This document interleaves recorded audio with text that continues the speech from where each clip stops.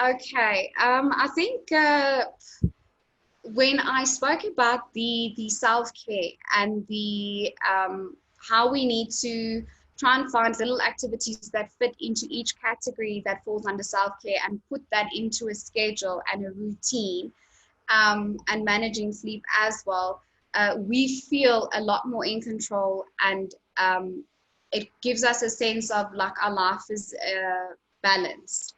Um, because I think the most crucial thing now is people feeling as if there's no balance, there's no structure.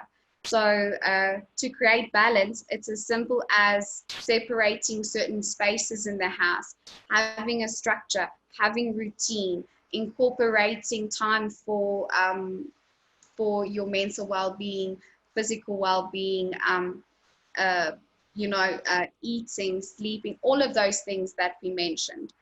Because without all of those things being addressed, we will never feel as if we are okay. Um, and then the poll also said that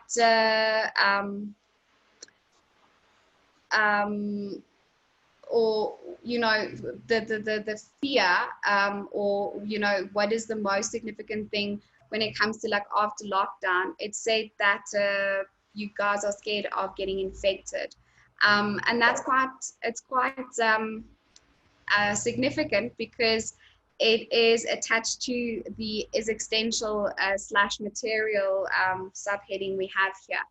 Because I did think about it, and for me, um, it ties in with existential crisis, where now that we are experiencing a pandemic, and we are faced with this illness or this virus that is life-threatening, we become aware of our own mortality. And when we become aware of our own mortality, we tend to go in a panic as well. And so I think that's why we are so scared to get infected. And maybe it's important to think about, ask yourself the question rather, am I scared to get infected? Am I scared to die? Because we don't speak about these things. It's like a taboo topic, but it is important to think and to speak about that.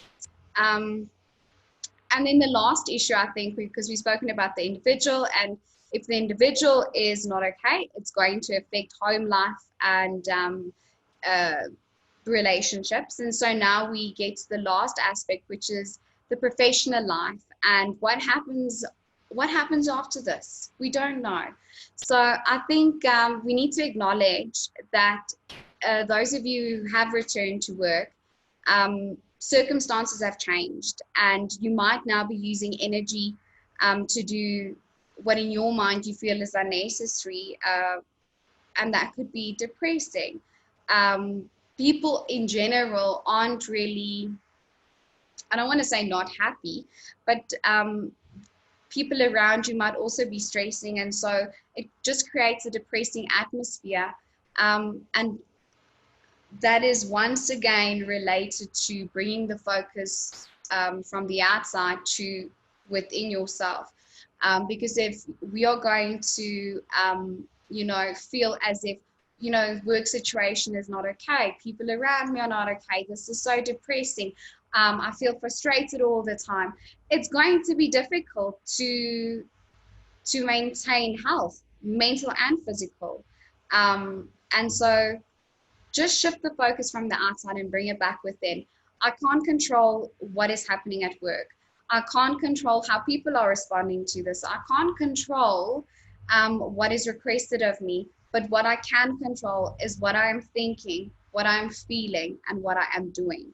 And so put emphasis on yourself. And then lastly, what happens after this? We don't know, but our brain is amazing, and it's got this thing, what we call it, use it or lose it. And so before lockdown, we thought things were normal, and then things were abnormal. We got used to it, we adapted.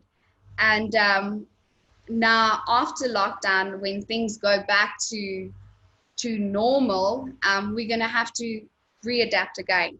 And so with great freedom comes great responsibility, and it's just to put emphasis on self-responsibility. So taking care of your thoughts, your feelings, your physical being, and uh, being aware of your thinking, your self-talk, your perceptions, all those things we spoke about in the beginning regarding the individual itself. Um, and On this point, yes, because it's a recurrent theme, your self-awareness, the mindfulness, the remaining in the present and not dwelling, not moving off into the future or the past with your worries and anxieties. Can you maybe tell the audience, are there any resources other than yourself and professionally qualified people who are trained in this, but are there any resources that people in the audience could turn to kind of maybe learn a little bit more about it, or if they do know about it, practice a bit these yes. techniques? I think the most accessible resources out there is, and this is going to sound silly, but Googling mindfulness, Pinterest, Facebook, self-help apps. I'm just trying to think. And then there's also therapistaid.com. All of these things are on there. And the easiest way to get there is just Googling mindfulness, self-care, and all the related topics will come up as well. There is plenty of PDF format worksheets and discussions regarding mindfulness, gratitude, etc. just on Google, and it's for free. So what I might do hereafter is I might actually ask you to just give us point us in the right direction, and I'll put it into this presentation, summarize your talk, and send it to the participants. Okay.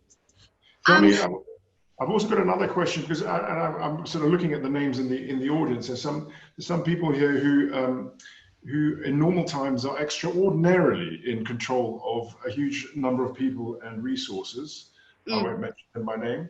But I imagine that those kind of people and the ones who habitually take care of other people's needs and support other people's needs, be it in a professional setting or at home, that they must find it particularly difficult to start losing out on control or having to exercise self-care. What kind of experience do you have with those kind of people amongst your clients, and what kind of advice could you give? I don't want to start a whole debate here, but I see it quite often amongst men. If I have to go in detail now, that sense of control is primal, because men perceive themselves to be protectors, or but the other aspect is that a fear of rejection, fear of loss, fear of not succeeding. And so when we have to deal with those people who are so used to taking care of others and they have to take care of themselves, I think it all starts with realizing that you can't give if you've got nothing to give. So it is important to start with yourself first if you're going to help others. I use the example of, if you go to the ATM and you've got nothing in the bank and you put your card in and you want to draw money, you're not going to be able to draw money if your bank is empty. So same thing with our ability to assist or to help or to function. If you are not filling your own tank, you will not be able to continuously help others fill their tanks. And so how do we fill our own tanks? Self-care, as simple as that.